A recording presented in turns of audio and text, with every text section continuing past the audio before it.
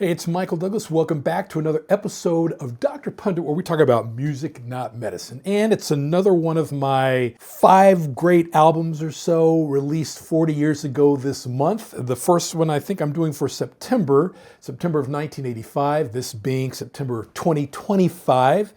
And what was going on in the pop culture world in September of 1985? On TV screens, viewers are hanging out with the Golden Girls on Saturday nights on NBC. And in record stores, fans were treated to some outstanding great new releases in September of 1985.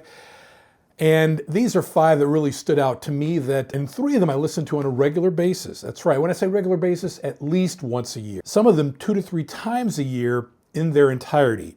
Kind of shuffled though. Tom Waits with the classic Rain Dogs. Now, he croaks and he wheezes his way through these 19 songs stuffed onto 2 sides of a single vinyl LP. And I really think that this was his basically immortal release. Who could have guessed that his after hours narratives filled with bohemians and bums and all manners of deranged humanity would sound better amidst clanking percussion and along his guitarist Marc Ribot's clanking percussion than they did alongside his piano on this release. On the track, for example, Singapore, I think this artist sounds positively transcendent. Of course, there's the title track, Rain Dogs, and also tracks like Time and Downbound Train. Just a fantastic album. Not one of the ones that I listen to on a regular basis, but I think after I put this episode to rest, I'll play a few tracks. The Waterboys. Now, this group generally operated below the radar, and at least in the US, but the Waterboys could hang with, say, Simple Minds, they could hang with U2, and anybody else you may name when it came to kind of mid-1980s anthemic rock. And that's what was going on in September of '85 with this particular release. So as a songwriter, Mike Scott threw everything at the wall, and it really turned out to be quite the listen. Maybe success kind of went to his head, but he would say in later interviews that this was the big music approach. And it certainly sounds that way on this album. And it's impossible not to get swept up in tracks like Be My Enemy and The Whole of the Moon. And not a lot of people really know about this album. And it is one of the ones I probably listen to about 4 to 5 times a year. What would the mid-1980s be without the influence of Stevie Ray Vaughan and Double Trouble, the late Stevie Ray Vaughan?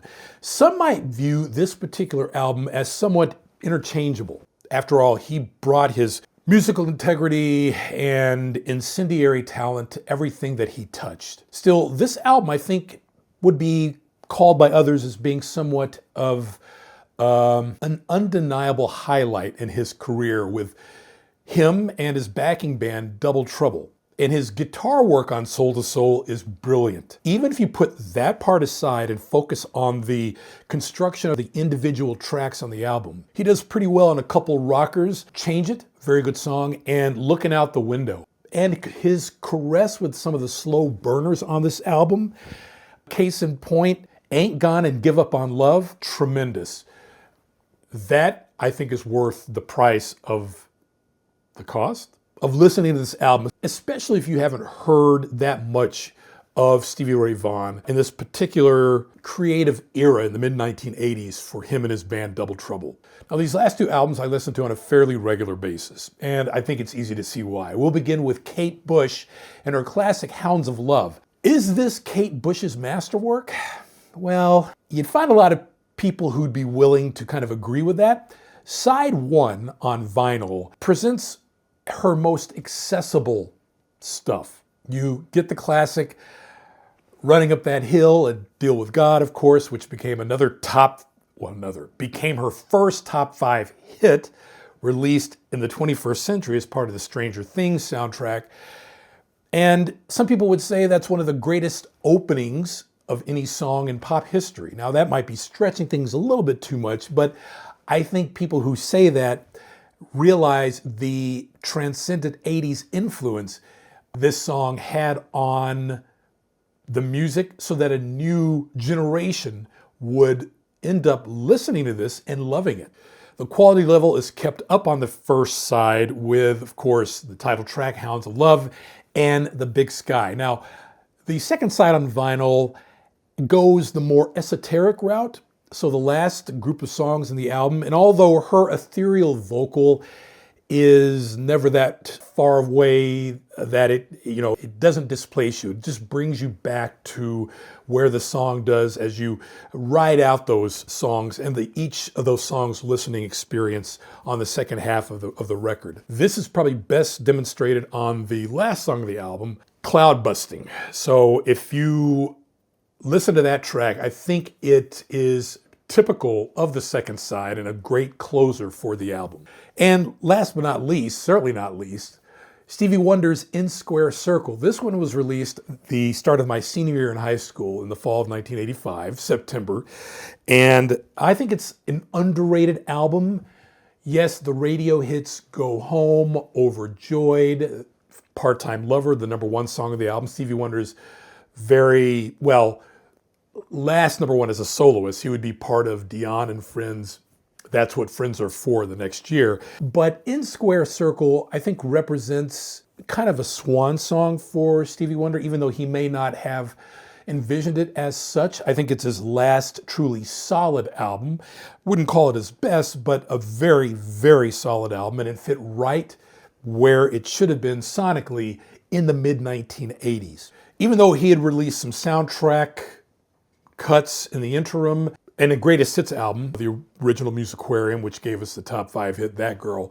It was his first full-length album of all new material since the 1980 smash, Hotter Than July. So 5 years. So Stevie Wonder would go on to release another album in 1987, an album called Characters, which I think is a better album, but wasn't nearly as well received in pop circles as In Square Circle, this particular album. So I think it represented him at his peak commercially, maybe not quite as much artistically. I think his 87 album did that, but you could kind of tell Stevie Wonder, I think, was thinking about, I've really done this highly creative output, highly liked output starting in 1963.